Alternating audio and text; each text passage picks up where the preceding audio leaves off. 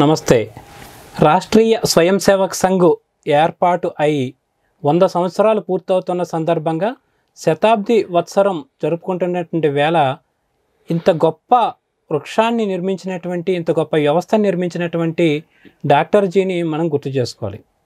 Doctor Keshavram Hedgewar జయంతి అయినటువంటి ఈ ఉగాది సందర్భంగా వారి యొక్క సేవలు ఏంటి, వారి యొక్క దూరదృష్టి ఏంటి, వారి యొక్క దృష్టికోణం ఏంటి అనే విశేషాలని మనతో చర్చించేందుకు సామాజిక విశ్లేషకులు అయినటువంటి డాక్టర్ అన్నదానం సుబ్రహ్మణ్యం గారు ఉన్నారు. నమస్తే అండి. నమస్కారం. డాక్టర్ జీని గుర్తు చేసుకున్నప్పుడు మన తెలుగు గడ్డ మీద, మన తెలంగాణ గడ్డ మీద ఒక అంశం ఒకటి స్ఫురణకు వస్తుందండి. డాక్టర్ జీ యొక్క పూర్వీకులు మన తెలంగాణ వాళ్ళు అనేటువంటి మాట ఒకటి వినిపిస్తూ ఉంటుంది. దీని వివరాలు ఏంటి, వారి యొక్క మూల్యం ఎక్కడుందంట? మీరు అడిగింది వాస్తవం. సాధారణంగా ఏరుల జన్మము, మహాపురుషుల జన్మము ఏమిటి అనే దానికంటే కూడా వారు చేసిన కార్యం ఎంతగా విస్తరించింది అనేటువంటి దాన్ని విశ్లేషణ చేసుకోవటం అనేటువంటిది ప్రధానమైనటువంటి అంశం. అయినప్పటికీ కూడా ఒక గంగోత్రి, ఒక యమునోత్రిని ఎలా మనం స్మరించుకుంటూ ఉంటామో, రాష్ట్రీయ స్వయం సేవక సంఘ గంగను ప్రవహింపచేసినటువంటి, సంఘాన్ని ప్రారంభించినటువంటి పూజనీయ డాక్టర్ కేశవ్ బలిరామ్ హెడ్గేవార్ వారి జన్మస్థలము తెలంగాణ ప్రాంతంతో ముడిపడి ఉన్నది అనేటువంటిది వాస్తవం. ఈ రోజున ఇందూరు, నిజామాబాద్ జిల్లా అంటున్నాం. ఇందూరు దగ్గర బోధన్ తాలూకాకి సమీపంలో కందకుర్తి అనేటువంటి ఒక గ్రామం ఉన్నది. గోదావరి, మంజీరా, హరిద్ర ఈ మూడు నదుల సంగమ క్షేత్రము కందకుర్తి. అలాంటి కందకుర్తి గ్రామంలో డాక్టర్ హెడ్గేవార్ యొక్క పూర్వీకులు నివసిస్తూ ఉండేవారు. డాక్టర్ హెడ్గేవార్ యొక్క పూర్వీకుల స్థలము, జన్మస్థలము కందకుర్తి. అయితే వారిది వేద అధ్యయన కుటుంబం. ఆ రోజుల్లో నైజాం స్టేట్, నిజాముల యొక్క పరిపాలన ఉంటూ ఉండేటువంటిది.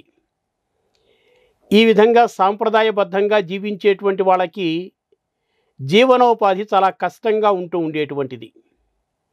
కుటుంబం గడవటం చాలా కష్టం అయింది ఆ పరిస్థితులలో. వారు అక్కడ ఒక చెన్నకేశవ స్వామి దేవాలయం పెట్టుకుని ఆ చెన్నకేశవ స్వామిని ఆరాధిస్తూ ఉండేటువంటి కుటుంబం అది. కుటుంబం గడవక వలస వెళ్ళవలసినటువంటి పరిస్థితి వచ్చింది. అయితే ఆ సమయంలో నైజాం స్టేట్లో ఉన్నటువంటి ఏ పట్టణానికో గ్రామానికో వారు తరలి వెళ్ళల. కందకుర్తికి దగ్గరలోనే ఉన్నటువంటి మహారాష్ట్రలో నాగపూర్ పట్టణానికి వెళ్ళారు. అక్కడ భోస్లేల యొక్క రాజ్యం నడుస్తూ ఉండేటువంటిది, సంస్థానం అది. వాళ్ళు వేదాలకు, సంస్కృతికి, ధర్మానికి, వీటికి ఎక్కువ ప్రాధాన్యతనిస్తూ ఉండేటువంటి వారు. అలా హెడ్గేవార్ యొక్క కుటుంబీకులు, పూర్వీకులు రమారమి 1800 సంవత్సరం ఆ ప్రాంతంలో నాగపూర్ పట్టణానికి వెళ్ళారు. భోంస్లే సంస్థానంలో వారికి ఆస్థానంలోనే ఒక ఉన్నతమైనటువంటి స్థానాన్ని కల్పించారు. వారికి మంచి ఆదరణ, ఇటువంటివన్నీ కూడా ఉంటూ ఉండేటువంటివి ఆ కుటుంబానికి. సంగమ క్షేత్రం కందకుర్తి, సంగమ క్షేత్రానికి, కందకుర్తికి ఒక ప్రత్యేకత, ఒక విశిష్టత అనేటువంటిది ఈ రోజున మనం చూస్తున్నాం. ఎందుకంటే డాక్టర్ హెడ్గేవార్ యొక్క పూర్వీకులు నివసించినటువంటి ప్రదేశం ఒక చెన్నకేశవ స్వామి దేవాలయం. చాలా అక్కడ స్కందుడు అంటే కుమారస్వామి, స్కందుడు శబ్దం నుంచి వచ్చినటువంటిదే కంద అనేటువంటి పదం కూడా అని భావించవచ్చు. అలాంటి ఒక ప్రసిద్ధమైనటువంటి దేవాలయం కూడా ఉండేది. అలా హెడ్గేవార్ యొక్క కుటుంబానికి, కందకుర్తి గ్రామానికి ఒక సన్నిహితమైనటువంటి సంబంధం మాత్రమే కాకుండా విడదీయరాని ఒక బంధం ఉన్నది. అందుకే ఈ రోజున డాక్టర్ హెడ్గేవార్ ప్రారంభించినటువంటి రాష్ట్రీయ స్వయం సేవక సంఘం దేశవ్యాప్తంగా విశ్వవ్యాప్తంగా ప్రసిద్ధి చెందింది. డాక్టర్జీ యొక్క పూర్వీకుల యొక్క జన్మస్థలం కాబట్టి ఆ కందకుర్తిలో ఈ రోజున దివ్యమైనటువంటి భవ్యమైనటువంటి స్మృతి మందిరం యొక్క నిర్మాణం జరుగుతూ ఉన్నది. అలాగే చెన్నకేశవ స్వామి దేవాలయం పునరుద్ధరణ జరుగుతోంది. శ్రీరామచంద్రుని యొక్క దేవాలయ నిర్మాణం జరుగుతున్నది. అక్కడ ఉన్నటువంటి ప్రజల యొక్క ఉపయోగం కోసం అని చెప్పి మంచి విద్యాలయాన్ని వాళ్ళు నడిపించేటువంటి విధంగా ఒక పెద్ద ప్రాజెక్ట్ ఒకటి నడుస్తూ ఉన్నది.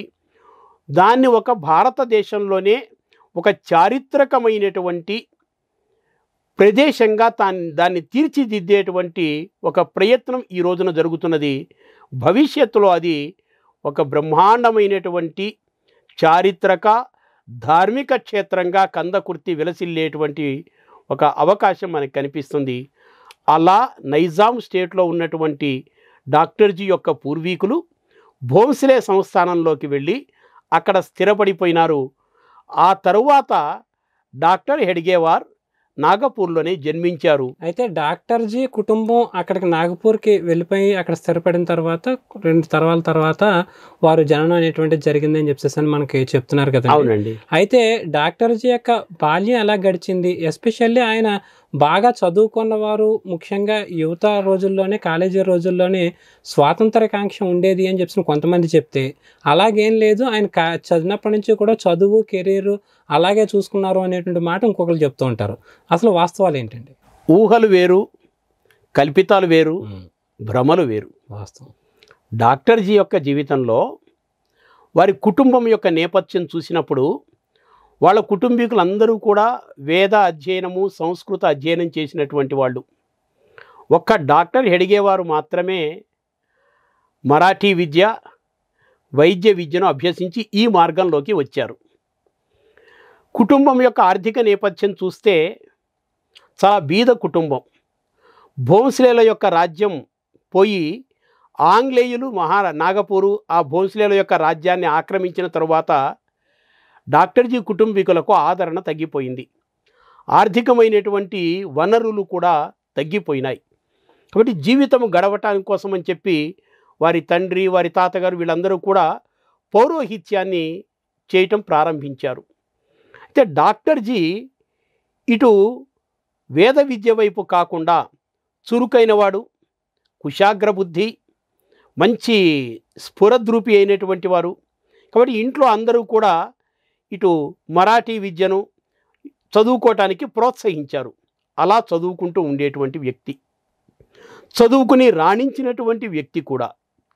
అయితే చిన్నతనం నుంచి కూడా ఆయనకి దేశం గురించి, సమాజం గురించి స్వతహాగానే స్వతసిద్ధంగానే ఆయనలో ఆలోచనలు ఉంటూ ఉండేటువంటివి. దృఢమైనటువంటి శరీరం కోసం వాళ్ళ ఇంట్లో ఉన్నటువంటి వాళ్ళు మంచి వ్యాయామం చేస్తూ ఉండేటువంటి వారు. కండలు తిరిగినటువంటి శరీరం. డాక్టర్ హెడ్గేవారికి కూడా ప్రతిరోజు పరుగెత్తటము అనేటువంటిది, రన్నింగ్ అంటూ ఉంటాం కదా ఈ రోజుల్లో, పరుగెత్తటం అనేటువంటిది అలవాటు. వ్యాయామం చేసినటువంటి మంచి శరీరం కాబట్టి సహన శక్తి అలవడింది. ఎన్ని ఒడిదుడుకులు వచ్చినా, ఎన్ని కష్టాలు ఎదురైనప్పటికీ కూడా తట్టుకోగలిగేటువంటి ఒక శారీరక, మానసికమైనటువంటి స్థిరత్వం వారికి కలిగింది. అలాంటి కేశవరావు బలిరామ్ హెడ్గేవార్, అందరూ కేశవుడు కేశవుడు అని పిలుస్తూ ఉండేటువంటి వారు. ఆ కేశవరావు చిన్నప్పటి నుంచి కూడా ఇలాంటి దేశభక్తి భావాలు కలిగి ఉండటంతో చరిత్రకారులు చెప్తూ ఉంటారు, జన్మజాత దేశభక్తులు కేశవ బలిరామ్ హెడ్గేవార్ అని. అలా దేశాభిమానము, ఆత్మాభిమానము అంటే స్వాభిమానము, ఈ రెండూ కూడా రంగరించుకున్నటువంటి వ్యక్తి. అందువల్ల మీకు చిన్న ఉదాహరణ చెప్తా. 1889 సంవత్సరము ఏప్రిల్ 1, ఇది ఆంగ్ల కాలమాన ప్రకారం పుట్టినటువంటి రోజు. 1889 సంవత్సరము చైత్రశుద్ధ ఉగాది రోజున కేశవ్ బలిరామ్ హెడ్గేవార్ జన్మించారు. ఉగాది అనంగానే మనకి ఒక మహాపురుషుల యొక్క శకం గుర్తొస్తూ ఉంటుంది. ఎందుకంటే ఒక విక్రమార్క శకము, అవన్నీ కూడా ఒక శాలివాహన శకము, అవన్నీ కాబట్టి ఒక యుధిష్ఠిర శకము, అవన్నీ కూడా ఇలాంటివన్నీ కూడా గుర్తొస్తూ ఉంటాయి. ఒక్క మాటలో ఈ రోజున చెప్పాలి అంటే భారతదేశ భవిష్యత్తు యొక్క నిర్మాణానికి పునాది వేసి దేశ సౌధ నిర్మాణంలో ఒక కీలక పాత్ర పోషించినటువంటి వారు కేశవ్ బలిరామ్ హెడ్గేవార్. అందువల్లనే ఈ రోజున రాష్ట్రీయ స్వయం సేవక సంఘం యొక్క ప్రభావం దేశమంతటా, ప్రపంచంలో అనేక దేశాలలో రాష్ట్రీయ స్వయం సేవక సంఘం యొక్క ప్రభావం కనిపిస్తుంది. అందువల్లనే డాక్టర్ హెడ్గేవార్ ఒక యుగకర్త అని కూడా మనం చెప్పవచ్చు. ఆయన ఒక దార్శనికుడు అని చెప్పవచ్చు, ఒక ద్రష్ట అని చెప్పవచ్చు. ఆ రోజులలో వారు భారతదేశం యొక్క భవిష్యత్తుని ఊహించి ఉజ్వలమైన భవిష్యత్తు భారతదేశానికి ఉండాలి అనేటువంటి ఒక ఆలోచనతో ఒక నిర్మాణం చేసినటువంటి వ్యవస్థ రాష్ట్రీయ స్వయం సేవక సంఘం. ఓకే. అయితే రాష్ట్రీయ స్వయం సేవక్ సంఘాన్ని ఆయన 1925లో ప్రారంభం చేసినటువంటి సందర్భం, సమయం చూసుకున్నట్లయితే ఒకవైపు ఏమో దేశం పరాయి పాలనలో మగ్గిపోతుంది, రెండో వైపు ఏమో ప్రపంచంలో చాలా ఫోర్సెస్, అంటే కమ్యూనిజం అనేటువంటిది ఒక పెద్ద శక్తి, లేదన్నట్లయితే సెక్యులరిజం అనేటువంటి ఒక శక్తి, ఇలాంటి శక్తులన్నీ కూడా పనిచేస్తున్నటువంటి టైంలో వాటికి భిన్నంగా ఒక నిర్మాణం, జాతి నిర్మాణం అనేటువంటి ఒక మార్గం వైపు ఆయన ఎందుకు వచ్చారు? ఆయన పెట్టుకున్న లక్ష్యాలు ఏంటి? ఆయన అంచనా ఏంటండి? వారికి జీవితంలో అనేకమైనటువంటి అనుభవాలు ఉన్నాయి. చరిత్రలను కూడా చదివినటువంటి వ్యక్తి, సమాజాన్ని దగ్గర ఉండి చూసి విశ్లేషించుకున్నటువంటి వ్యక్తి. కాబట్టి ఈ సమాజానికి ఏం కావాలి అనేటువంటి ఒక ఆలోచన ఉండేది. 1-2 ఉదాహరణలు చెప్తా. 1901 సంవత్సరంలో 7th ఎడ్వర్డ్ పట్టాభిషిక్తుడైనాడని చెప్పి నాగపూర్ పట్టణంలో ఎంప్రెస్ మైదానంలో బాణసంచా కాల్చేటువంటి ఒక పెద్ద ఏర్పాటు చేశారు. జనాలందరూ కూడా తండోపతండాలుగా ఆ దేదీప్యమానమైనటువంటి కాంతులను, బాణసంచా కాల్చేటువంటి పద్ధతులను చూడాలనే ఉద్దేశంతో తరలి వెడుతుంటే కేశవరావుని రమ్మనమని మిత్రులంతా కూడా పిలిస్తే, ఎక్కడో విదేశీయుడైనటువంటి 7th ఎడ్వర్డ్ పట్టాభిషిక్తుడైతే మనం వేడుకలు జరుపుకోవటం ఏమిటి అని చెప్పి చిన్నతనంలోనే అని తోటి బాలురనందరినీ కూడా ప్రశ్నించి వాళ్ళందరినీ కూడా మళ్ళా దారి మళ్లింప చేసినటువంటి దేశభక్తి పూరితుడైనటువంటి వ్యక్తి కేశవరావు.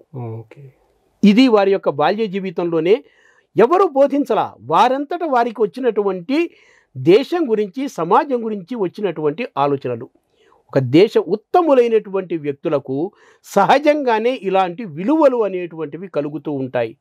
చూసి నేర్చుకునే విలువలు వస్తూ ఉంటాయి. అభ్యాసం వలన, సాధన వలన విలువలను అలవర్చుకునేటువంటి అవకాశం ఉంటుంది. జన్మజాత దేశభక్తి పూరితమైన విలువలు కలిగినటువంటి వ్యక్తి డాక్టర్ హెడ్గేవార్. 1897 సంవత్సరంలో విక్టోరియా మహారాణి పట్టాభిషిక్తురాలై 60 సంవత్సరాలైంది. ఆ సందర్భంగా దేశమంతటా కూడా వేడుకలు జరిపించారు ఆంగ్లేయులు. అప్పటి ప్రభుత్వం వాళ్ళది కాబట్టి వాళ్ళందరూ కూడా లడ్డూలు పంచిపెట్టారు. ఇప్పుడు మనం జనవరి 26కి, ఆగస్టు 15కి ఎలా ఆనందంగా లడ్లు పంచుకుని స్వతంత్ర వేడుకలను, గణతంత్ర వేడుకలను జరుపుకుంటామో, ఆ రోజున భారతీయులందరూ కూడా ఈ వేడుకలు జరుపుకోవాలని ఆంగ్లేయుల యొక్క కోరిక. అందరికీ లడ్డూలు పంచిపెట్టారు. డాక్టర్ కేశవరావు కూడా లడ్డూ ఇచ్చారు. అందరూ తినబోతుంటే కేశవరావు మాత్రం దాన్ని తినకుండా విసిరిగొట్టాడు. కారణం అడిగితే, విక్టోరియా మహారాణి పట్టాభిషిక్తురాలై 60 సంవత్సరాలు నిండితే మనకి వేడుక, మనల్ని వాళ్ళు పరిపాలన చేస్తూ మనల్ని బానిసత్వంలో మగ్గతీస్తున్నటువంటి వ్యక్తులు వాళ్ళు, మనం వేడుకలు జరుపుకోకూడదు, దేశానికి స్వతంత్రం లభించడానికి కావలసినటువంటి ఆలోచన చేయాలి అని సమాజానికి, తన తోటి మిత్రులకు అందరికీ కూడా తెలియచెప్పినటువంటి 8-9 సంవత్సరాల వయసులో ఉన్నటువంటి బాలుడు కేశవుడు. ఇది వారికి ఉన్నటువంటి ఒక దేశభక్తి. ఇంకొక చిన్న ఉదాహరణ చెప్పుకోవటం అవసరం. 1905 సంవత్సరంలో ఆంగ్లేయులు ముస్లిములు అధిక జనాభా కలిగినటువంటి వంగ ప్రాంతాన్ని భారతదేశం నుంచి విడగొట్టడం కోసం అని చెప్పి వంగ విభజన అనేటువంటి ఒక చేశారు. అప్పుడు వంగ విభజన చేసేటువంటి ప్రయత్నం చేసి ఒక సర్కులర్ కూడా ఇచ్చారు. బంగ విభజనను అడ్డుకుంటూ దేశం అంతటా కూడా ఉవ్వెత్తున ఒక ఉద్యమం ఉద్యమం బయలుదేరింది. ఆంగ్లేయులు ఏమనుకున్నారంటే కేవలము ఇది బెంగాలు ప్రాంతానికే పరిమితం అవుతుంది, మనం సులభంగా అణిచివేయవచ్చును అనుకున్నారు. కానీ అలా జరగల. ఆ సమయంలో నీల్ సిటీ హై స్కూల్లో చదువుతున్నటువంటి కేశవుడు తోటి బాలురనందరినీ కూడా సమీకరించి సంఘటితం చేసి దేశం విభజన కాకూడదు, దేశం సమైక్యంగా ఉండాలి, దీంతోపాటు దేశానికి స్వతంత్రాన్ని సంపాదించుకోవాల్సిన బాధ్యత కూడా మనకు ఉన్నది అని మిత్రులందరికీ కూడా తెలియచెప్పి వాళ్ళందరినీ చైతన్యపరచి ఆంగ్లేయులు పాఠశాల తనిఖీకి వస్తున్నటువంటి సందర్భంలో విద్యార్థులందరి చేత కూడా వందే మాతరం అనేటువంటి నినాదం ప్రతిధ్వనించేటువంటి విధంగా, పాఠశాల ప్రతిధ్వనించేటువంటి విధంగా ఒక దేశభక్తి పూరితమైనటువంటి చైతన్యాన్ని తీసుకొచ్చినటువంటి వ్యక్తి కేశవుడు. అంటే బాల్యంలోనే చదువుకుంటేటువంటి టైంలోనే ఆయనకి దేశ స్వాతంత్రం పట్ల, ఈ దేశానికి స్వాతంత్రం రావాలంటే ఒక కాంక్ష బలంగా ఉంది అనేటానికి చక్కటి ఉదాహరణ. ఇవన్నీ కూడా భూమిక, ఇదంతా కూడా ఒక భూమిక. ఇవన్నీ కూడా పునాది రాళ్ళు. స్వతసిద్ధంగా జ్వాజ్వల్యమానంగా వారి అంతఃకరణలో రగులుకుంటున్నటువంటి దేశభక్తి కణికలు ఇవన్నీ కూడా. అలాంటి కేశవుడు దేశ పరిస్థితులను చూసిన తర్వాత స్వాతంత్ర్య ఉద్యమం కొనసాగుతున్నది. ఆ సమయంలో చదువు కోసం అని చెప్పి వారు కోల్కతా వెళ్ళారు. కోల్కతాలో ఉన్నటువంటి నేషనల్ మెడికల్ కాలేజీలో వైద్య విద్యలో చేరారు. ఆ సమయంలో కేశవుడి మనస్సులో సంఘర్షణ నడుస్తూ ఉండేది. ఒకవైపు విప్లవకారుల యొక్క పోరాటం నడుస్తూ ఉండేది, విప్లవ వీరుల యొక్క పోరాటాలు. మరొక వైపు సత్యాగ్రహాలు, ఊరేగింపులు, హర్తాళ్ళు, స్వాతంత్ర్య ఉద్యమము నడుస్తున్నటువంటిది. ఇటు విప్లవ పంథాన, ఇటు స్వాతంత్ర్య ఉద్యమమా అనేటువంటి ఒక ఆలోచనలో, సంఘర్షణలో కూడా ఉన్నారు. అప్పటికే పులిన బిహారీ బోసు ప్రారంభించినటువంటి అనుశీలన సమితి అనేటువంటి ఒక విప్లవ సంస్థ ఉండేది. స్వాతంత్ర్య వీర సావర్కర్ ప్రారంభించినటువంటి అభినవ భారత్ అనేటువంటి విప్లవకారి సంస్థ ఉండేది. వీరు యువకుడు, యువరక్తం, సహజంగానే విప్లవ మార్గం వైపు మొగ్గు చూపారు. విప్లవ కార్యక్రమాల్లో పాల్గొన్నారు, పోరాటం చేశారు. అనేక విధాల దేశ స్వాతంత్ర్యం కోసం ఏ విధంగా చైతన్యపరచాలో సమాజాన్ని ఆ విధంగా చైతన్యపరిచారు. కానీ విప్లవ మార్గము శాశ్వతమైనటువంటి పరిష్కారం కాదు.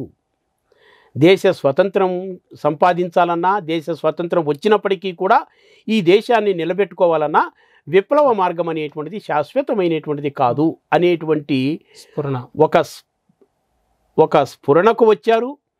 స్వానుభవంలోకి కూడా వచ్చారు. అది అనుభవైక వేద్యమైంది వారికి. వైద్య విద్య పూర్తి అయింది, పట్టా పుచ్చుకున్నారు, ప్రాక్టీస్ చేయలేదు. ఇందాక చెప్పాను నేను, కుటుంబము చాలా బీదరికంలో ఉన్నటువంటి కుటుంబం.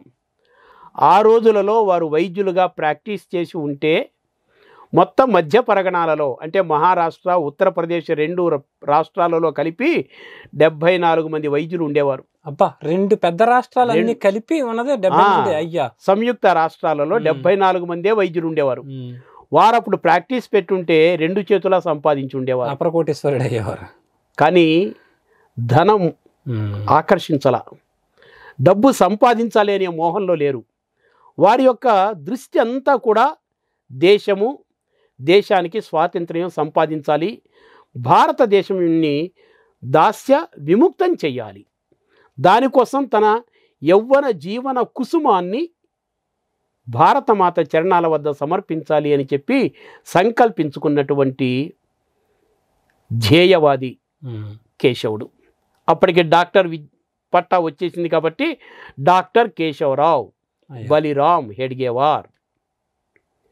అలాంటి డాక్టర్ హెడ్గేవార్ నాగపూర్ పట్టడానికి వచ్చిన తర్వాత స్వాతంత్ర్య ఉద్యమంలో పాల్గొవాలి చూసుకున్నారు. స్వాతంత్ర్య ఉద్యమంలో పాల్గొనేటువంటి అవకాశాలు ఏమున్నాయని చెప్పి తిలక్ మహాశయుడి యొక్క ప్రభావం చాలా ఉండేది స్వాతంత్ర్య ఉద్యమంలో. ఆ రోజులలో అప్పటికే నాగపూర్ పట్టణంలో రాష్ట్రీయ మండల్ అనేటువంటి ఒక సంస్థ ఉండేది. ఆ సంస్థ ప్రత్యేకంగా నడపబడుతున్నప్పటికీ కూడా స్వాతంత్ర్య ఉద్యమానికి మద్దతుగా సమర్థతతో అది పనిచేస్తూ ఉండేటువంటిది. దాంట్లో కూడా ఆకర్షితులైనారు రాష్ట్రీయ మండల్. కానీ అక్కడ ఉన్నటువంటి వ్యక్తులలో కొంతమందిలో స్వభావం నచ్చని కారణంగా రాష్ట్రీయ మండల్ కాకుండా నేషనల్ యూనియన్ అనేటువంటి పేరుతో ఒక కొత్త సంస్థను ప్రారంభించారు యువకులైనటువంటి డాక్టర్ హెడ్గేవార్. రాష్ట్రీయ మండల్ అనేటువంటి ఒక సంస్థ ఉండేది. దేశ స్వతంత్రానికి మద్దతుగానే పనిచేస్తూ ఉండేది, యువకులను సమీకరిస్తూ ఉండేటువంటి వారు. కానీ అందులో ఉన్నటువంటి కొంతమంది వ్యక్తులు నాయకత్వానికి కొమ్ము కాస్తున్నటువంటి స్వభావం నచ్చక డాక్టర్ హెడ్గేవార్ నేషనల్ యూనియన్ అనేటువంటి ఒక సంస్థను ప్రారంభం చేశారు. దీని ఉద్దేశం కూడా ఏమిటి? దేశానికి స్వతంత్రం తీసుకురావాల్సిందే. స్వాతంత్ర్య ఉద్యమం చేస్తున్నటువంటి, దేశ స్వతంత్రం కోసం పనిచేస్తున్నటువంటి అనేక సంస్థలకు సహాయ సహకారాలు అందించడం కోసమే నేషనల్ యూనియన్ కూడా పనిచేస్తూ ఉండేటువంటిది. కానీ స్వతంత్రించి కొన్ని స్వాతంత్ర్యం కోసం ఎలాంటి కార్యక్రమాలు స్వీకరించాలో అలాంటి కార్యక్రమాలను స్వీకరిస్తూ ఉండేటువంటిది. ఆ సమయంలో 1920వ సంవత్సరంలో అఖిల భారత జాతీయ కాంగ్రెస్ మహాసభలు నాగపూర్ పట్టణంలో పెట్టాలి అని చెప్పి నిర్ణయించుకుంది జాతీయ కాంగ్రెస్. జాతీయ కాంగ్రెస్ అంటే పొలిటికల్ కాంగ్రెస్ పార్టీ కాదు, నేడు మనం అనుకుంటున్నటువంటి పొలిటికల్ కాంగ్రెస్. అందుకోసమే చెప్తున్నా నేను. జాతీయ కాంగ్రెస్ అంటే దేశ స్వాతంత్ర్యం కోసం పోరాడుతున్నటువంటి ఒక స్వాతంత్ర్య పోరాట సంస్థ, అది ఉద్యమం నడిపిస్తున్నటువంటి ఒక సంస్థ అది. ఆ భావాలు కలిగిన వాళ్ళందరూ కూడా ఆ ఛత్రం కిందకు వచ్చే దేశ స్వాతంత్ర్యం కోసం పనిచేస్తూ ఉండేటువంటి వారు. కాబట్టి జాతీయ కాంగ్రెస్ స్వాతంత్ర్యం కోసం పోరాటం చేస్తున్నటువంటి సంస్థ అది. అలాంటి జాతీయ కాంగ్రెస్ సభలు జరపాలి. కాబట్టి ఆ సభలు నిర్వహించడం కోసం అని చెప్పి ఆ రోజున ఆ సభలు నిర్వహణ చేసేటువంటి పెద్దలు ఎవరైతే ఉన్నారో డాక్టర్ హెడ్గేవార్ దగ్గరికి వచ్చి, సభలు మన నాగపూర్ పట్టణంలో పెడుతున్నాం, మీరు దీనికి సహాయ సహకారాలు అందించాలని చెప్పి అనేకమైనటువంటి బాధ్యతలు డాక్టర్ హెడ్గేవారికి అప్పగించారు ఆ రోజున జాతీయ కాంగ్రెస్ నాయకులందరూ కూడా. రాకపోకలు, వసతి ఏర్పాట్లు, భోజన వ్యవస్థ, సమావేశాలు నిర్వహించేటువంటి ప్రాంగణం యొక్క ఏర్పాటు, ఈ బాధ్యతలన్నింటినీ కూడా డాక్టర్ హెడ్గేవారికి అప్పచెప్పారు. ఒక కీలకమైనటువంటి బాధ్యతను అప్పచెప్పారు. సుమారుగా 20,000 మంది ప్రతినిధులు పాల్గొనేటువంటి సభ సమావేశం. 1,200 మంది కార్యకర్తలను సమీకరించారు ఆ రోజున డాక్టర్ హెడ్గేవార్ ఈ సభల కోసం. దేశ స్వాతంత్ర్యం కోసం జరిగేటువంటి సభలు నిర్వహణ ఏర్పాట్లన్నీ ఎవరు చూశారు? డాక్టర్ హెడ్గేవార్ చూశారు. ఇప్పుడు చెప్పండి, డాక్టర్ హెడ్గేవార్ దేశ స్వాతంత్ర్యంలో పాల్గొన్నారా, పాల్గొనలేదా? స్వాతంత్ర్య ఉద్యమంలో పాల్గొన్నారా, పాల్గొనలేదా? స్పష్టంగా కనిపిస్తుంది. 3 రోజుల పాటు సభలు బ్రహ్మాండంగా జరిగాయి. బ్రహ్మాండమైనటువంటి ఏర్పాట్లు. కారణం ఏమిటంటే డాక్టర్ హెడ్గేవార్ ఒక సంఘటన కౌశల్యము కలిగినటువంటి వ్యక్తి. How to mobilise the people, how to unite the people, how to maintain the people with discipline. చాలా ఒక క్రమశిక్షణతో, అనుశాసనంతో ప్రజలను ఎలా నడిపించాలి అనేటువంటి మెలకువలు తెలిసినటువంటి వ్యక్తి, సంఘటన కౌశల్యం కలిగినటువంటి వ్యక్తి, తన ఆత్మీయ హృదయంతో, మధురమైన భాషణతో ప్రజలను సమీకరించగలిగినటువంటి ఒక నేతృత్వం కలిగినటువంటి వ్యక్తి డాక్టర్ హెడ్గేవార్. 1,200 మందితో సభలు విజయవంతంగా నడిచాయి. ఇక్కడ చెప్పుకోవలసినటువంటి ఒక విషయం ఏంటంటే, ఆ రోజున తిలక్ మహాశయుడి యొక్క, గాంధీ యొక్క ప్రభావం ఎక్కువగా ఉంటూ ఉండేది. ఈ సభలకి విజయ రాఘవాచారి అనేటువంటి ఒక తమిళనాడుకు చెందినటువంటి వ్యక్తిని సభలకి అధ్యక్షులుగా నియామకం చేశారు. అందరూ అంగీకరించారు, డాక్టర్ హెడ్గేవార్ మాత్రం అంగీకరించాల. తన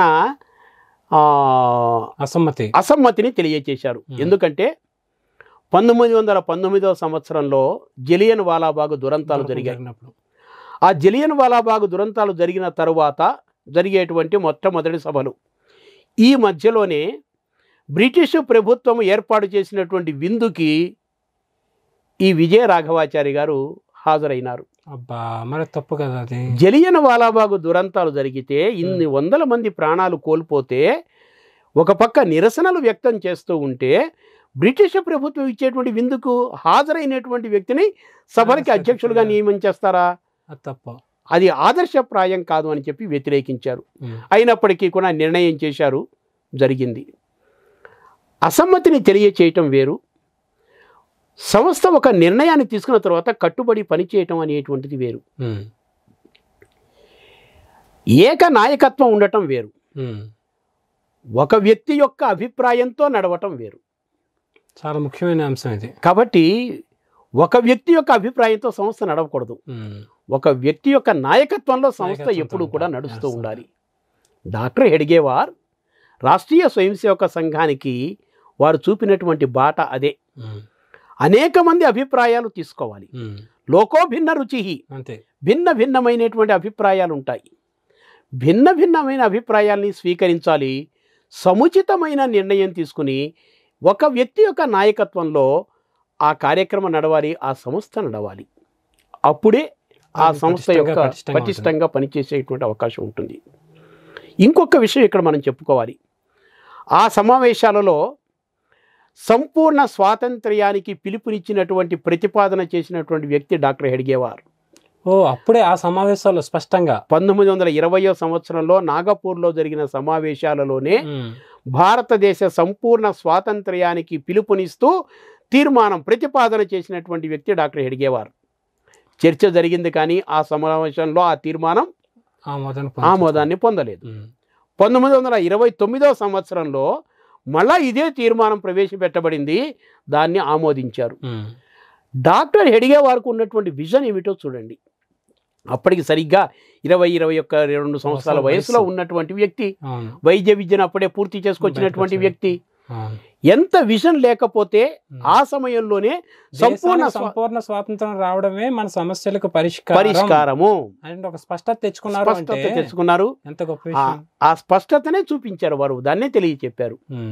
అలా డాక్టర్ హెడ్గేవార్ ఆ రోజున దేశంలో స్వాతంత్ర్య ఉద్యమంలో చాలా కీలకమైన పాత్ర పోషిస్తూ దేశ స్వాతంత్ర్యం కోసం జరిగేటువంటి కార్యక్రమాలన్నిటిలో కూడా క్రియాశీలకమైనటువంటి పాత్ర పోషించారు. ఇక్కడ డాక్టర్ హెడ్గేవార్ గురించి చెప్పుకోవాల్సినటువంటి ఒక విషయం ఏంటంటే, ఆ రోజున స్వాతంత్ర్య ఉద్యమం నడుస్తున్నప్పటికీ కూడా కొంతమంది తిలక్వాదులు ఉంటుండేవారు, అంటే తిలక్ అనుయాయులు. అందులో కాంగ్రెస్ పార్టీలో కొంతమంది గాంధేయవాదులు ఉండేవారు, గాంధీని అనుసరించేటువంటి వాళ్ళు ఉన్నారు. ఒకసారి ఒక మిత్రుడు అడిగాడు, హెడ్గేవార్ నువ్వు తిలక్వాదివా గాంధేయవాదివా అని. డాక్టర్ హెడ్గేవార్ ఏం చెప్పారంటే, నేను తిలక్వాదిని కాదు, గాంధేయవాదిని కాదు. ఆ రోజుల్లో స్వాతంత్ర్య ఉద్యమంలో అనేక మంది గాంధీని అనుసరించేటువంటి గాంధేయవాదులు ఉండేవారు. తిలక్ మార్గాన్ని, తిలక్ యొక్క బోధనలను ఉపయోగించుకునేటువంటి తిలక్ అనుయాయులు ఉండేటువంటి వారు, తిలక్వాదులు ఉండేవారు. ఒక మిత్రుడు డాక్టర్ హెడ్గేవార్ని అడిగారు, హెడ్గేవార్ నువ్వు తిలక్వాదివా గాంధేయవాదివా అని. ఇద్దరు నుంచి స్ఫూర్తి పొందినటువంటి వ్యక్తి డాక్టర్ హెడ్గేవార్, అది మర్చిపోకూడదు మనం. ఇటు గాంధీ నుంచి స్ఫూర్తిని పొందారు, ఇటు తిలక్ నుంచి స్ఫూర్తిని పొందారు. వారు చెప్పిన మాట ఏమిటంటే, నేను తిలక్వాదిని కాదు, గాంధేయవాదిని కాదు, నేను రాష్ట్రవాదిని. దేశానికి ఏది హితం కలిగిస్తుందో, దేశానికి ఏది మేలు కలిగిస్తుందో దాన్ని సమర్థించేటువంటి వ్యక్తిని మాత్రమే అని నిర్మోహమాటంగా స్పష్టంగా తన అభిప్రాయాన్ని చెప్పారు. ఇది డాక్టర్ హెడ్గేవార్ అంటే. అలాంటి భావాలతో, అలాంటి పునాది రాళ్ల మీద రాష్ట్రీయ స్వయం సేవక సంఘాన్ని నిర్మాణం చేసినటువంటి వ్యక్తి డాక్టర్ హెడ్గేవార్. ఉగాది రోజున జన్మించి ఒక గొప్పనైనటువంటి సంస్థకు ఆయన ప్రాణం పోసి ఆ సంస్థను నిలబెట్టి ఒక శకకర్తగా, ఒక యుగకర్తగా, ఒక యుగద్రష్టగా, ఒక దార్శనికుడుగా చరిత్రలో స్థానాన్ని సంపాదించుకున్నటువంటి వ్యక్తి డాక్టర్ హెడ్గేవార్. అయితే ఇప్పుడు దేశ స్వాతంత్ర్యానికి సంబంధించి అనేక అంశాల్లో ఆయన స్పష్టంగా పాల్గొన్నట్లుగా మనకి స్పష్టంగా కనిపిస్తుందండి.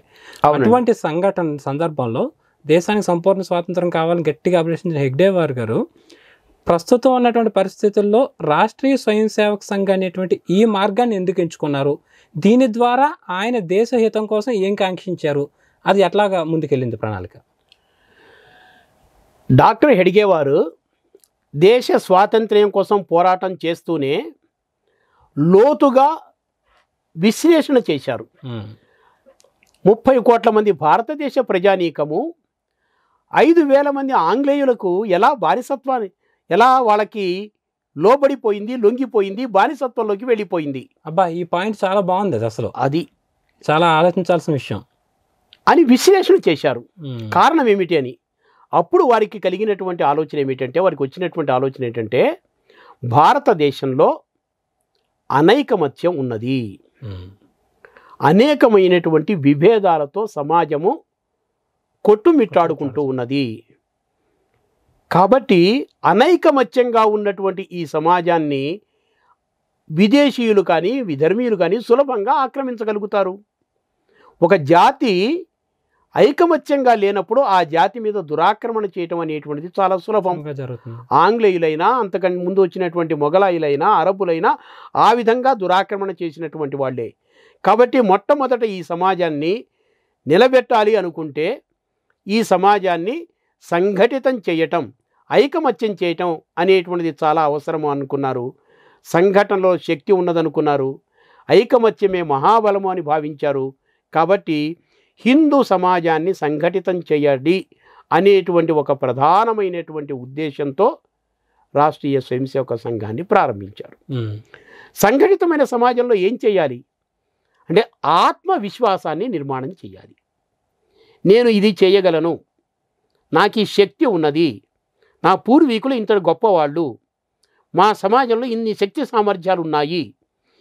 ఈ విధమైనటువంటి స్వాభిమానాన్ని, ఆత్మవిశ్వాసాన్ని సమాజంలో నిర్మాణం చేస్తే సమాజము తనను తాను కాపాడుకోగలుగుతుంది. ఎంతటి కష్టాలు వచ్చినప్పటికీ కూడా, ఎన్ని ఒడిదుడుకులు వచ్చినప్పటికీ కూడా తట్టుకోగలిగేటువంటి శక్తి, సామర్థ్యము సమాజంలో నిర్మాణమవుతుంది. కాబట్టి ఆత్మవిశ్వాసాన్ని నింపేటువంటి ప్రయత్నం చేశారు డాక్టర్ హెడ్గేవార్. ఒకటేమో సమాజాన్ని సంఘటితం చేయటం, సంఘటిత సమాజంలో ఆత్మవిశ్వాసాన్ని కలిగించటం. ఆ విధమైనటువంటి ఉద్దేశంతో రాష్ట్రీయ స్వయంసేవక సంఘ కార్యాన్ని ప్రారంభించారు. ఒకవైపు స్వాతంత్ర్య ఉద్యమం నడుస్తూ ఉన్నది. స్వతంత్రం వచ్చిన తరువాత ఈ దేశాన్ని నిలబెట్టాలి అంటే జాతి సంఘటన అనేటువంటిది చాలా అవసరం. కాబట్టి పక్కకు వచ్చి సంఘటనా కార్యాన్ని వారు ప్రారంభించారు. ఆ విధంగా రాష్ట్రీయ స్వయంసేవక సంఘం ప్రారంభమైంది. ఎందుకోసమంటే జాతి, దేశం యొక్క భవిష్యత్తు దృష్ట్యా రాష్ట్రీయ స్వయంసేవక సంఘం యొక్క ప్రారంభం. జాతిని దూరంగా అంటే చక్కటి సమున్నతమైనటువంటి జాతిగా నిర్మాణం చేయడం కోసం ఆయన ఈ మార్గాన్ని ఎంచుకున్నారండి. అవునండి. అయితే ఈ మార్గాన్ని ఎంచుకున్నప్పుడు దానికి ఉన్నటువంటి ఒక ప్రణాళిక, ఒక వ్యూహం అన్నీ కూడా ఆయన రచించారండి. ఆయన రచించినట్లుగానే వ్యవస్థ అట్లా ముందుకు వచ్చిందా? ఇది ఎట్లా వచ్చింది? అది డాక్టర్ హెడ్గేవార్ ఒక్కరూ చేయలేదండి. వారు అనేక మందిని కలుపుకుని చేసినటువంటి వ్యక్తి. డాక్టర్ హెడ్గేవారికి ఛత్రపతి శివాజీ ఆదర్శం. లోకమాన్య బాలగంగాధర తిలక్ ప్రారంభించినటువంటి సామూహిక గణేష ఉత్సవాలు, శివాజీ జయంతి ఉత్సవాలు, వీటి ద్వారా స్ఫూర్తిని, ప్రేరణను పొందినటువంటి వ్యక్తి. ఛత్రపతి శివాజీకి గురువు, మార్గదర్శి, క్రాంతిదూత. ఆ రోజున దేశంలో అనేక ప్రాంతాలలో, అనేక ప్రదేశాలలో జాతీయ చైతన్యాన్ని రగులుకొల్పినటువంటి ఏ సమర్థ రామదాసు బోధించినటువంటి దాసబోధ ఉన్నదో దానిని ఆమూలాగ్రంగా చదివినటువంటి వ్యక్తి, అధ్యయనం చేసినటువంటి వ్యక్తి డాక్టర్ హెడ్గేవార్. కాబట్టి ఈ స్ఫూర్తితో, ఆ ప్రేరణతో సమాజాన్ని కలుపుకుంటూ సంఘటనా కార్యాన్ని ప్రారంభించిన తర్వాత దీనికి లక్ష్యం ఏం పెట్టాలి? సంఘటనా కార్యము, సంఘటన అనేటువంటిది ప్రధానమైనటువంటి ఉద్దేశం. దీని యొక్క లక్ష్యం ఏమిటి అనుకున్నప్పుడు ఈ దేశము ఒకప్పుడు జగద్గురువుగా విరాజిల్లింది, పరమ వైభవ స్థితిని పొందింది. తిరిగి ఈ దేశాన్ని పరమ వైభవ స్థితికి తీసుకువెళ్ళటమే ఈ సంఘటనా శక్తి ముందు ఉన్నటువంటి లక్ష్యం. కాబట్టి దేశ పరమ వైభవ స్థితి మన లక్ష్యము అని చెప్పారు. అయితే ఇక్కడ ఒక విషయం మర్చిపోకూడదు. స్వాతంత్ర్య ఉద్యమం నడుస్తున్నది కదా, మరి స్వాతంత్ర్య ఉద్యమంతో సంబంధం లేదా అంటే కాదు. తాత్కాలికమైనటువంటి సమస్యలు జాతిలో తల ఎత్తినప్పుడు, సమాజంలో వచ్చినప్పుడు ఆ సమస్యలను పరిష్కరించుకోవటం కూడా తాత్కాలికమైన సమస్యలకు పరిష్కారం చేసుకోవటం కూడా జాతి యొక్క సముచితమైనటువంటి లక్షణం. అందువల్ల ఏం చేశారంటే స్వయం సేవకులందరి చేత కూడా ప్రతిజ్ఞ చేయించేవాడు. భారతదేశ స్వాతంత్ర్య సముపార్జనకు, అంటే భారతదేశానికి స్వాతంత్ర్యాన్ని సంపాదించడం కోసం నేను రాష్ట్రీయ స్వయం సేవక సంఘంలో చేరాను. అంటే సంఘంలో చేరినప్పుడు చేసే ప్రతిజ్ఞలో కూడా స్వాతంత్ర కాంక్షను ఖచ్చితంగా దాంట్లో నెలకొల్పారు, నిర్మాణం చెప్పారు. స్పష్టంగా చెప్పారు. ఆ పదాలతో ఆ వాక్యాలతో ప్రతిజ్ఞ చేయించేవారు. మరి అలాంటప్పుడు ఈ అపోహ ఎందుకు వచ్చింది? ఈ దుష్ప్రచారం ఎందుకు జరుగుతుంది? ఆర్ఎస్ఎస్ స్వయం సేవకులు ఎప్పుడు కూడా స్వాతంత్ర సమరంలో పాల్గొలేదని, దానికి దూరంగా ఉంచారని చెప్పేసి అని, బ్రిటిష్ వాళ్ళకి మద్దతుగా ఉంచారని చెప్పేసి ఈ ప్రచారం ఎందుకు? మంచి పెరుగుతుంటే చెడు సహించలేదు. అది సజ్జన శక్తి పెరుగుతూ ఉంటే, సజ్జన శక్తి బలపడుతూ ఉంటే దుర్జన శక్తి తట్టుకోలేదు. యజ్ఞయాగాదులు జరుగుతుంటే లోక కళ్యాణం కోసం రాక్షస శక్తి ఆ యజ్ఞయాగాదులను జరగలేదు. ధర్మము ప్రజ్వరిల్లుతుంటే, ధర్మము ధర్మము ప్రజలలో నిలబడుతుంటే ఆ ధర్మాన్ని ఎలా అధర్మపరులుగా చేయాలా అనేటువంటి కుట్రలు కుతంత్రాలు పన్నేటువంటి వాళ్ళు ఆ విధంగా ఉంటారు. రాష్ట్రీయ స్వయం సేవక సంఘ విషయంలో కూడా ఇదే విధమైనటువంటి దుష్ప్రచారాన్ని చేశారు. అయినప్పటికీ కూడా ఇన్ని ఒడుదుడుకులు తట్టుకుని కూడా, ఇన్ని అరిష్టాలను తట్టుకుని కూడా రాష్ట్రీయ స్వయం సేవక సంఘం దినదినాభివృద్ధి చెందుతూ 100 సంవత్సరాల పాటు నిరాఘాటంగా గంగా ప్రవాహంలాగా కొనసాగుతూ, ఏ విధమైనటువంటి చీలికలు పేలికలు లేకుండా, విభేదాలు లేకుండా అక్షుణ్ణంగా గంగా ప్రవాహంలాగా కొనసాగుతూ వస్తున్నటువంటిది సంఘ గంగా. ఇప్పటి వరకు అలాగే వచ్చింది, ఇక ముందు కూడా అలాగే కొనసాగుతుంది. కారణం ఏంటంటే వీళ్ళందరి ముందు ఉన్నటువంటి లక్ష్యం ఒక్కటే, ఈ దేశాన్ని పరమ వైభవ స్థితికి తీసుకువెళ్ళాలి. దానికోసం నేను ఏం త్యాగం చేయాలి, నేను ఏమి సమర్పించాలి, నేను ఎంత కష్టపడాలి, నేను ఏ విధంగా పరిశ్రమ చేయాలి, నా సమయాన్ని ఇస్తానా, నా ధనాన్ని ఇస్తానా, నేను శారీరకమైనటువంటి పరిశ్రమ చేసి దేశం కోసం సమర్పణ చేస్తానా, ఈ విధమైనటువంటి ఒక త్యాగ భావన, ఒక సమర్పణ భావన, దేశం కోసం నేను అనేటువంటి ఒక భక్తి భావనను, దేశం పట్ల భక్తి భావనను మేల్కొల్పటంలో, జాగృతం చేయటంలో డాక్టర్ హెడ్గేవార్ సఫలీకృతులైనారు. ఆ విధంగా సాధన చేశారు, సాధన చేయించారు. ఏ విధంగానో తెలిసినా నిత్య శాఖ. ప్రతిరోజు మైదానంలో యువకులు, బాలురు, ఉద్యోగులు అందరూ కూడా భారతమాతను స్మరణ చేసినట్లయితే దేశం మొత్తం మీద ఏకకాలంలో భారతమాతను స్తోత్రం చేసేటువంటి శక్తి ఇక్కడ తయారైతే భారతదేశానికి ఒక గొప్పనైనటువంటి, అపూర్వమైనటువంటి శక్తి, అద్భుతమైనటువంటి శక్తి లభిస్తుంది అని సోదరి నివేదిత ఒకానొక సందర్భంలో చెప్పారు. కాబట్టి భారతమాతకు జయకారాలు పలికేటట్టుగా కంకర్ మే శంకర్ శంకర్ హై అని ధార్మిక శక్తి జాగృతమయ్యేటట్లుగా, భుజం కలిపి కదం కలిపి నడిచేటువంటి యువశక్తిని తయారు చేసేటువంటి విధంగా సంఘ శాఖ అనేటువంటి కార్యపద్ధతికి రూపకల్పన చేశారు. నాటి నుంచి నేటి వరకు అలాగే కొనసాగుతున్నది. ఈ రోజున 85,000 సంఘ శాఖలలో భారతమాతకు జయకారాలు పలుకుతూ నమస్తే సదా వత్సలే మాతృభూమి అనేటువంటి భారతమాత జయకారాలతో, స్తోత్రాలతో ఈ దేశము నడుస్తూ ఉన్నది. అయితే ఇక్కడ మనం ఒకటి చూడాలండి, ఏంటంటే కనుక అందరూ, అంటే ఇది కాగితం మీద లెక్కల గురించి అని కాకుండా చూసుకున్నట్లయితే ప్రపంచం మొత్తం మీదే అతి ఎక్కువ మంది స్వచ్ఛంద సేవకులు స్వచ్ఛందంగా ముందుకొచ్చి పనిచేస్తున్నటువంటి ఒక అతిపెద్ద స్వచ్ఛంద సేవా సంస్థగా రాష్ట్రీయ స్వయం సేవక సంఘని గుర్తిస్తున్నారు. రెండో పాయింట్ ఏంటంటే, ఏదైనా ఒక సంస్థ కానీ ఒక ఉద్యమం కానీ కొంత దూరం వెళ్ళిన తర్వాత అది ఒక మరో గమనం తీసుకోవడము, చీలికలు అవ్వడము, పేలికలు అవ్వడం ఇలాంటివి కూడా చూస్తూ ఉంటాం. అలా లేకుండా ఏకరూపతతోటి 100 సంవత్సరాల ప్రయాణం పూర్తవడం అనేటువంటిది. మరొకటి ఏంటంటే కనుక ఒక నిర్దిష్టమైనటువంటి అంశంలో తాను పనిచేస్తున్నప్పటికీ కూడా స్ఫూర్తినిచ్చి ప్రేరణనిచ్చి అనేక క్షేత్రాల్లో కూడా పనిచేయించడం అనేటువంటిది, ఇన్ని వ్యవస్థలన్నిటికీ కూడా డాక్టర్జీ ఎలాంటి ప్రణాళిక వేశారు, ఆ ప్రణాళిక ఎలాగొచ్చిందండి దీనికి? రాష్ట్రీయ స్వయం సేవక సంఘానికి ఒక విశిష్టమైనటువంటి కార్యపద్ధతి ఉంటుంది. ఇది ఒక కౌటుంబికమైన పద్ధతి. కౌటుంబికమైన పద్ధతి అంటే ఒక కుటుంబం నడవటానికి ఆ కుటుంబంలో ఉన్నటువంటి సభ్యులందరూ కూడా ఎలా ప్రవర్తిస్తూ ఉంటారో, నడుచుకుంటూ ఉంటారో, రాష్ట్రీయ స్వయం సేవక సంఘంలో కూడా అదే విధమైనటువంటి కౌటుంబికమైన పద్ధతి ఉంటుంది. మనుషుల మధ్య ఆత్మీయత ఉంటుంది, అనురాగం ఉంటుంది, ఏ విధమైనటువంటి విభేదాలు, వ్యత్యాసాలు ఉండవు. సమాజంలో కనిపించేటువంటి కుల భేదాలు రాష్ట్రీయ స్వయం సేవక సంఘంలో ఉండవు.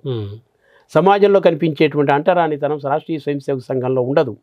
అందువల్ల ఈ రోజున రాష్ట్రీయ స్వయం సేవక సంఘం కూడా సమాజంలో కుల భేదాలు లేకుండా, కుల వైషమ్యాలు లేకుండా అన్ని కులాల వాళ్ళు కలిసిమెలిసి ఉండాలి, అంటరానితనం వంటి దురాచారాలను నిర్మూలన చేసుకోవాలి, మన అందరము కూడా మనం నివసించేటువంటి దేశాన్ని అభివృద్ధి పథంలోకి తీసుకువెళ్ళాలి. దాని కారణంగా దేశం అభివృద్ధి చెందినప్పుడు దేశంలో ఉన్న ప్రజలు అభివృద్ధిలో ఉంటారు. కాబట్టి దేశాభివృద్ధే మానవ అభివృద్ధి, దేశ రక్షణే పౌరుని యొక్క రక్షణ. ఈ విధమైనటువంటి భావజాలాన్ని ప్రజలలోకి తీసుకువెడుతూ రాష్ట్రీయ స్వయం సేవక సంఘం పనిచేస్తూ ఉన్నది. ఏకాభిప్రాయం కాకుండా పలువురు అభిప్రాయాలు తీసుకుంటూ అందులో ఉచితమైనటువంటి ధర్మమైనటువంటి దాన్నే నిర్ణయం చేసేటువంటి ఒక ప్రక్రియ. ఏ విధమైన స్వార్థము లేదు. స్వార్థం అంటూ ఉంటే దేశహితమే స్వార్థం. స్వయం సేవకకి దేశహితమే స్వార్థం. అదే విధమైనటువంటి స్వార్థము తప్ప మరొక స్వార్థము లేదు. అలాంటి పద్ధతిలో రాష్ట్రీయ స్వయం సేవక సంఘం నడుస్తూ ఉన్నది. మూడవది, వ్యక్తులను నిర్మాణం చేసుకోవటంలో కూడా, వ్యక్తులను తీర్చిదిద్దటంలో, వ్యక్తుల యొక్క ఆలోచనలను సరి అయినటువంటి మార్గంలో ఆలోచనలు నడిచేటువంటి విధంగా చేయటంలో, తరువాత కార్యాన్ని ముందుకు తీసుకువెళ్ళేటువంటి సమర్థులైనటువంటి వ్యక్తులను తయారు చేయటంలో, ఇలా ఛత్రపతి శివాజీ మహారాజు తన అనుచరులలో ఒక నేతాజీ ఫాల్కర్ని, ఒక బాజీప్రభు దేశపాండేని, ఒక తానాజీ మాల్సురేని, ఇలాంటి మెరికల లాంటి వ్యక్తులను ఎలా తయారు చేసుకుని మొత్తం సమాజాన్ని ఆ రోజున దేశ రక్షణ కోసం అని చెప్పి వ్యవస్థలో నిర్మాణం చేసుకుంటూ వచ్చారో, రాష్ట్రీయ స్వయం సేవక సంఘ కార్యం అంటే దేశ కార్యం, అంటే సమాజ కార్యం. సమాజం వేరు, సంఘం వేరు కాదు. దేశం వేరు, సంఘం వేరు కాదు. సంఘమే సమాజము, సంఘమే దేశము అనే భావన కల్పిస్తూ ఒక విడదీయరాని బంధం, దాన్ని అవినాభావ సంబంధం అనేటువంటిది కల్పిస్తూ సమాజంలో ప్రజలనందరినీ కూడా నడిపిస్తోంది. ఫలానా వ్యక్తి నాకు చెప్పాడు అని కాకుండా, ఫలానా దేశ కార్యం కోసం నాకు ఆదేశం కలిగింది, నన్ను ఆదేశించారు, ఈ పని నేను చెయ్యాలి, దేశం కోసం చెయ్యాలి, సంఘ కార్యం కోసం చెయ్యాలి. సంఘ కార్యం ఎందుకోసం అంటే దేశం కోసం ఉన్నది. ఈ విధమైనటువంటి సంపూర్ణ విశ్వాసంతో స్వయం సేవకులు కానీ, సంఘ అభిమానులు కానీ, దేశ హితాన్ని కోరుకునేటువంటి వ్యక్తులు కానీ, వీళ్ళందరూ కూడా సంఘం పట్ల ఆ విధమైనటువంటి ఒక సకారాత్మకమైన దృక్పథం, ఒక పాజిటివ్ యాటిట్యూడ్ ఉన్నది. కాబట్టి ఆ విధంగా సంఘం పెరుగుతూ వస్తున్నది, తన కార్యాన్ని పెంచుకుంటూ వస్తూ ఉన్నది. అయితే ఫైనల్గా డాక్టర్జీని చూసినట్లయితే, డాక్టర్జీ జీవితం నుంచి కానీ, డాక్టర్జీ యొక్క ప్రణాళిక నుంచి కానీ ఈ కాలం ప్రజలు, ముఖ్యంగా యువత నేర్చుకోవాల్సినవి ఏమున్నాయండి? డాక్టర్జీ జీవితం అంతా కూడా ధ్యేయ సమర్పిత జీవితం. అంటే కెరియర్ ఓరియంటెడ్గా వారి జీవితం నడవల. దేశ పరిస్థితులు, సమకాలీన పరిస్థితులలో ఒక పౌరుడికి ఉండవలసినటువంటి బాధ్యత ఏదైతే ఉన్నదో ఆ బాధ్యతను నిర్వర్తించడం అనేటువంటిది డాక్టర్జీ యొక్క వ్యక్తిత్వం. డాక్టర్జీ బ్రహ్మచారిగా ఉన్నారు, జీవితం అంతా కూడా సంఘం కోసం సమర్పించారు. అంటే అందరూ బ్రహ్మచారులుగా ఉండాలి, జీవితం అంతా సమర్పించాలి అనేటువంటిది ప్రధానమైన ఉద్దేశం కాదు. సమకాలీన పరిస్థితులలో ఒక పౌరుడుగా ఎలాంటి బాధ్యతలను మనం నిర్వర్తించాలి, అలాంటి పౌర విధులను నిర్వర్తించేటువంటి పౌర విధులను నిర్వర్తించడానికి ఒక పౌరుడికి ఉండవలసినటువంటి బాధ్యతను డాక్టర్ జీ జీవితం నుంచి మనం నేర్చుకోవచ్చు. రెండవది, ఆయన ఒక సాధకుడు. ఏదైనా ఒక కార్యాన్ని తలబెట్టినప్పుడు ఎన్ని కష్టాలు వచ్చినా ఎన్ని నష్టాలు వచ్చినప్పటికీ కూడా దాన్ని సహించేవారు, దాన్ని సాధించి తీరుతూ ఉండేవారు. అలాంటి ఒక మంచి సాధకుడుగా ఒక వ్యక్తి తయారు కావటానికి వారి జీవితం ఒక ప్రేరణ. మూడవది, వారు ఒక వ్యక్తి మాత్రమే కాదు, వారు ఒక వ్యవస్థ లాంటి వారు. అనేక విషయాలలో వారి జీవితం అంతా కూడా మనకి మార్గదర్శనం లభిస్తూ ఉంటుంది. వారికి చాలా కోపం ఉండేది, జన్మతఃనే కోప స్వభావి, కోపిష్టి అనొచ్చు. కానీ సంఘ కార్యం ప్రారంభించిన తర్వాత, దేశ కార్యంలో వారు నిమగ్నమైన తర్వాత సంఘటనా కార్యానికి కోపము స్వభావము సరిపడదు. కాబట్టి కోపాన్ని విడిచిపెట్టారు, శాంత స్వభావాన్ని అలవర్చుకున్నారు. ఇది మనకి ఆదర్శం. వారి యొక్క జీవితంలో ఒక మధురమైన వాణి, తన మాటతో ఆత్మీయతతో అందరినీ ఆకట్టుకునేటువంటి వ్యక్తి. అంటే పబ్లిక్ కాంటాక్ట్, పబ్లిక్ రిలేషన్ ఎలా ఉండాలో డాక్టర్ జీ నుంచి నేర్చుకోవచ్చు.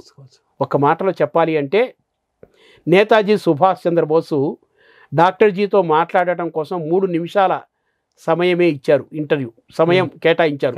3 minutes allotted to doctor Hedgewar. Doctor Hedgewar లోపలికి వెళ్ళారు, 3 గంటల తర్వాత బయటకు వచ్చారు. అంటే 3 నిమిషాలు ఇస్తానన్న సమయము 3 గంటలు ఇచ్చారంటే డాక్టర్ జీ లో ఏ విధమైనటువంటి వారి యొక్క వాణిలో ఉన్నటువంటి మాధుర్యం కావచ్చు, వారు చెప్పేటువంటి విషయాలు కావచ్చు, ఎంత కన్విన్సింగ్గా ఉంటూ ఉండేటువంటివి, ఎదుటి వాళ్ళని ఎంత ఆకట్టుకునేలాగా ఉండేవి. ఒక ఆకర్షణీయమైనటువంటి వ్యక్తిత్వం డాక్టర్ జీది. అలాంటి స్వభావాన్ని అలవర్చుకోవటం కోసం మనకి వారు ఆదర్శం. ఇంకొక ఉదాహరణ చెప్తా. చదువుకునే రోజుల్లోనే వారు స్వదేశీ వస్తువులను బండి మీద పెట్టి అమ్ముతూ ఉండేవారు. ఎందుకు? స్వదేశీ వస్తువుల ప్రోత్సాహంతోనే, స్వదేశీ వస్తువుల యొక్క వాడకంతోనే ఈ దేశం యొక్క ఆర్థిక వ్యవస్థ బాగుపడుతుంది. బండి మీద పెట్టుకుని అమ్మవలసిన పరిస్థితి ఎందుకు వచ్చిందండి? ఎందుకు చేయాలి? దేశం కోసం చేశారు. కాబట్టి దేశం కోసం ఏ పనికైనా సరే మనం సిద్ధం కావాలి అనేటువంటి ఒక భావన ఏదైతే ఉందో డాక్టర్ నుంచి నేర్చుకోవచ్చు. ఇంకొకటి చెప్తా. వారు కోల్కతాలో చదువుకుంటున్న సమయంలో అక్కడ గంగా నదికి వరదలు వచ్చాయి. గ్రామాలు చాలా ముంపునకు గురి అయినాయి. తోటి మిత్రులందరినీ తీసుకుని వైద్య విద్యార్థులందరినీ కూడా తీసుకుని ఆ గ్రామాల్లోకి వెళ్ళి సేవా కార్యక్రమాన్ని నిర్వహించారు. వారు చెప్పలా ప్రతి మనిషి సేవ చేయాలి, ప్రతి స్వయం సేవకు సేవ చేయాలని చెప్పలా. వారి జీవితమే స్వయం సేవకులకు ఒక పాఠం. వారి జీవితమే స్వయం సేవకులకు ఒక తెరిచినటువంటి పుస్తకం. వారు వేసిన ప్రతి అడుగు స్వయం సేవకుకి ఒక బాట, ఒక వెలుగు బాట. వారు ఆ విధంగా సేవా కార్యక్రమాలు చేసి చూపించారు. అంటే దాని అర్థం ఏంటంటే, భవిష్యత్తులో స్వయం సేవకులందరూ కూడా సమాజము ఉత్పాతాలకు గురి అయినప్పుడు, బాధలకు గురి అయినప్పుడు స్వయం సేవకులు స్వచ్ఛందంగా వాళ్ళందరికీ కూడా సేవా కార్యక్రమాలు నిర్వహించాలి, సేవ చేయాలి, సమాజ సేవ చేయాలి. ఈ విధమైనటువంటి అనేకమైనటువంటి దృష్టికోణాలతో మనం చూసినప్పుడు డాక్టర్ జీ యొక్క జీవితము అడుగడుగునా ఆదర్శప్రాయమే. అంటే ఆదర్శము మూర్తీభవించినటువంటి వ్యక్తి ఎవరు అంటే డాక్టర్ హెడ్గేవార్. ఇంత చేసి కూడా ఎక్కడ పరువు ప్రతిష్టల కోసం, పేరు ప్రఖ్యాతుల కోసం ఆయన ఆరాట పడలేదు. అది చాలా గొప్ప. ఎక్కడా కూడా తెర ముందుకు తాను ఉండాలి, ఫోటోలలో కనిపించాలి, వార్తలలోకి ఎక్కాలి, తాను ఫోకస్ కావాలి అనేటువంటి స్వభావంలోకి వెళ్ళలేదు. ప్రసిద్ధి పరాంగుముఖలుగానే కీర్తి ప్రతిష్టలకు దూరంగా ఉంటూనే దేశ కార్యం చేయటం, దేశ పౌరుడుగా మన కర్తవ్యము అనేటువంటి విషయాన్ని కూడా బోధించాడు. తల్లిదండ్రులకు సేవ చేసిన వ్యక్తి బయటకు వెళ్ళి నేను మా అమ్మ నాన్నలకి సేవ చేశానని చెప్పి ప్రచారం చేసుకుంటాడా? చేసుకోడు. భారతమాత సేవ చేసినటువంటి వ్యక్తి కూడా ఆ విధమైన పద్ధతిలోనే వ్యవహరించాలి అని తన జీవితం ద్వారా చూపించినటువంటి ఒక ఆదర్శమైనటువంటి వ్యక్తి. ఈ విధమైనటువంటి భావాలతో రాష్ట్రీయ స్వయం సేవక సంఘాన్ని నిర్మాణం చేసి ఈ రోజున ప్రపంచం అంతా కూడా దేశభక్తి పూరితులుగా రాష్ట్రీయ స్వయం సేవక సంఘాన్ని గుర్తిస్తున్నటువంటి స్థితి ఇది. అలా డాక్టర్జీ యొక్క జీవితం మనకి ఆదర్శప్రాయమైనటువంటిది. అందువలనే డాక్టర్జీ ఒక యుగకర్త, ఒక విక్రమార్కుడులాగా, ఒక శాలివాహనుడులాగా ఆధునిక యుగంలో సమాజం యొక్క ప్రవాహాన్ని మళ్లించగలిగేటువంటి, అంటే సరియైన దారిలోకి మళ్లించటానికి, సమాజంలో సరియైన పరివర్తన తీసుకురావటానికి రాష్ట్రీయ స్వయం సేవక సంఘం ఈ రోజున కృషి చేస్తున్నది. ఇలాంటి డైరెక్షన్ ఇచ్చినటువంటి వ్యక్తి డాక్టర్ హెడ్గేవార్. అలా సామాజిక పరివర్తన వైపు రాష్ట్రీయ స్వయం సేవక సంఘం ఈ రోజున అడుగులు వేస్తున్నది. 100 సంవత్సరాలు పూర్తి అయిన శుభ సందర్భంలో సమాజంలో ఈ సరి అయినటువంటి మార్పును తీసుకురావాలి, సరి అయిన మార్పు దిశలో సమాజం నడవాలి అనేటువంటి ఒక తీవ్రమైన పట్టుదలతో, కృషితో స్వయం సేవకులందరూ కూడా పనిచేస్తున్నారు, పని చేస్తారు కూడా. రాష్ట్రీయ స్వయం సేవక్ సంఘ్ 100 సంవత్సరాలు పూర్తి చేసుకున్నటువంటి శతాబ్ది ఉత్సవాల సమయంలో డాక్టర్జీ వేసినటువంటి ప్రణాళిక, డాక్టర్జీ జీవితంలో అనుసరించిన విధానాలతోటి స్వయం సేవకులు మరింత ముందుకు వెళ్ళేటువంటి అవకాశం ఉందనేటువంటిది చాలా ఉదాహరణలతో సహా వివరించారు. చాలా మంచి విషయాలు చెప్పిన ధన్యవాదాలు. నమస్తే. నమస్కారం. Mind Media, the voice of India. Mind Media, the voice of India. Mind media, the voice of India. ఇది భారతీయ స్వరం.